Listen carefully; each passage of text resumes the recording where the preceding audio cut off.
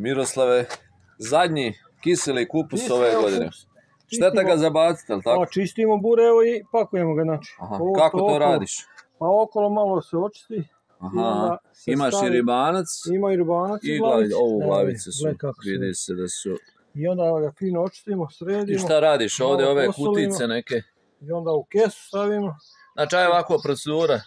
Najprije ga opereš. Tako je. I onda stavi se u kesu, vakumira i u zamrzivač, i to može biti do nove godine. Znači zamrzivač mora, ipak ga... Da. A reci mi šta bi bilo sad kad bi ostavio u buretu? Pa ne može, morao bi biti u nekoj tamnoj, hladnoj prostoriji. Da bi opstao. Znači ovako ostavi koju imaš ne može opstati. Znači još jednom, vakumiranje u kesi i kutija, nakon toga zamrzivač i vadiš po potrebi, jedeš i to je to.